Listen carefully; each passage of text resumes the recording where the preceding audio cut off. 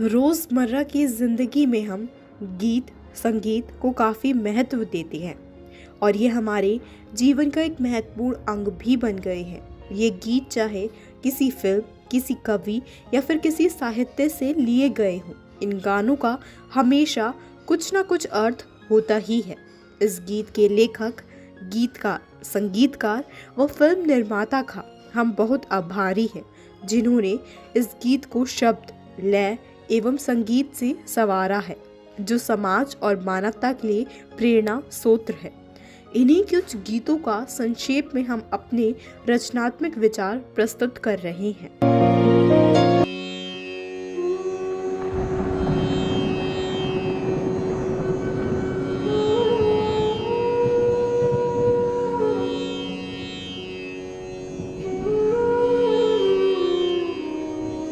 प्राणी अपने प्रभु से पूछे, प्राणी अपने प्रभु से पूछे, किस विध पाऊं तोहे।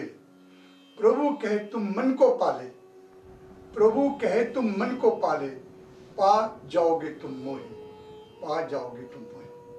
पुरानी फिल्म काजल का एक सुंदर भजन सहर लुधियानवी द्वारा लिखित तोरा मन दर्पण कहलाए अति प्रेरक और विचारिक गीत है। दोस्तों, यदि अध्यात्म की बात करें तो परम और भाग्य दोनों मन का सही और गलत दिशा के प्रयोग से निर्धारित होते हैं, क्योंकि व्यक्ति जैसा विचार करता है वैसा कर्म करता है और वैसा ही बन जाता है। सच तो यह है कि अपने कर्म, अपनी सोच, नैतिकता और अनैतिकता के बारे में किसी और से पूछने की आवश्यकता नहीं होती, क्योंकि मन सब कुछ जानता है। वह बेशक दूसरों के सामने किसी भी अवस्था में श्रेष्ठ या अधम बनकर खड़ा हो, लेकिन उसे अपने कर्मों के लेखे जोखे का पूरा भान होता है। सज्जनों, अपना मन एक ऐसा दर्पण होता है जो सब कुछ साफ साफ दिखाता है। जरूरत है उसे एकाग्र मन से देखने की। ये बात अलग है कि लोग उसे देखना नहीं चाहते और दूसरे उसे जानना भी नहीं चाहते कि मैं कैसा हूं, क्या हूं और क्यों हूं। और दूसरे लोगों से भी किसी के बारे में अगर पूछा जाए, अपने स्वार्थ के अनुसार वो बताते हैं। कई बार तो ऐसा देखने में आया है कि गलत को गलत कहने वाले अर्थात सच बोलने वाले लोग के साथ बुरा बर्ताव और बुरा व्यवहार किया जाता है, इसीलिए वे गलत को सही कहने में नहीं हिचकिचाते और सोचते हैं कि बस अपना उल्लू सीधा होना चाहिए। मित्रों, आज समाज और देश में भ्रष्टाचार, कदाचार और सामाजिकता के अलग अलग दृश्य देखने को मिलते हैं और ऐसा लगता है कि अब लोगों का मन मर चुका है और मानव होकर मानवीय संवेदना को भूलकर केवल जीवन जीने का निरंतर प्रयास कर रहे हैं। और सच ये भी है कि अब देश के लोग भोगवादी, आनंदवादी, ऐश्वर्यवादी प्रवृत्ति के हो चुके हैं। उसके कारण अनुशासन, समाज, राष्ट्र, नैतिकता और मानवता उन्हें कुछ भी दिखाई नहीं देता। प्रियजनों, भ्रष्टाचार और अनैतिकता का ये खेल सिर्फ सरकारी बाबुओं, अधिकारियों, नेताओं और मंत्रियों तक सीमित ही नहीं है, बल्कि समाज के निचले स्तर तक पहुंचता जा रहा है।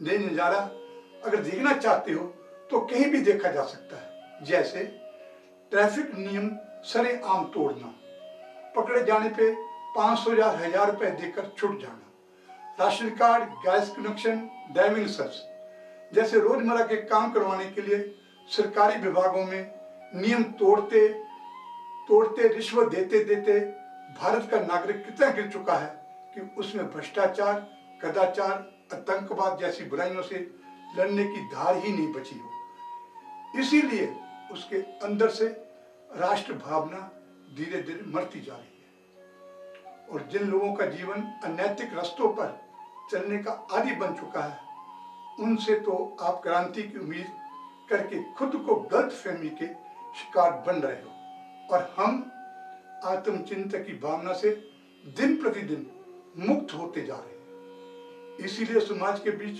कोई ऐसा वातावरण नहीं बन पा रहा जिसमें सब कुछ सकारात्मक परिवर्तन हो सके।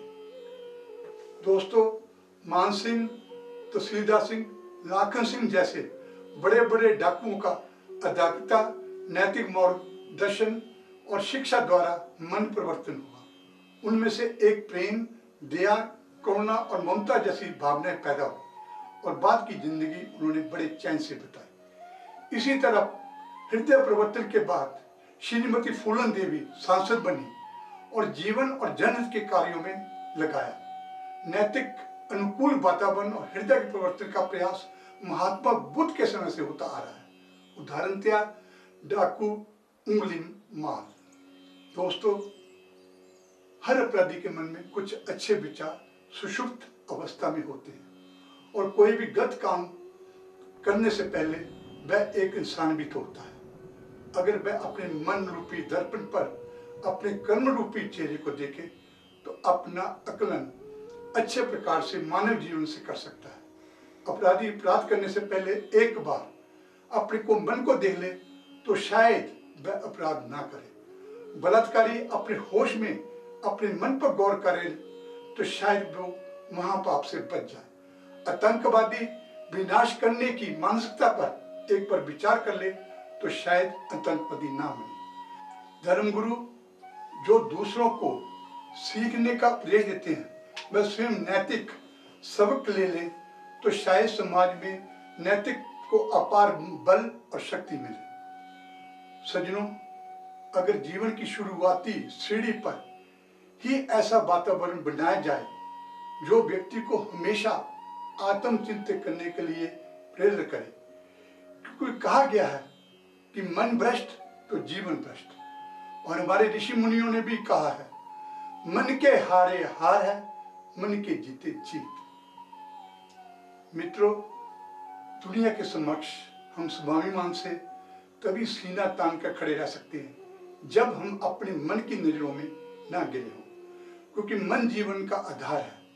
आधार कमजोर होगा तो हमारा जीवन कमजोर होगा, आधार मजबूर होगा तो हमारा जीवन भी मजबूर होगा और हम सुरक्षित, सकारात्मक और बौद्धिक जीवन के बारे में सोचेंगे। प्रियजनों, अंत में Indian peace mission, international peace mission द्वारा अन्वेषित विचारधारा नैतिक भौतिकवाद सभी को अपनाने के लिए अनुरोध करती है। तो जीवन एक बार ही मिलता है, इसीलिए कहा गया है तन की दौलत धन की छाया, मन का धन अनमोल, तन के कारण मन के धन को मत माटी में रोल, मन की कदर भूलने वाला हीरा जन गवाए, तोरा मन दर्पण कहलाए, भले बुरे कर्मों को देखे और दिखाए, तोरा मन दर्पण कहलाए।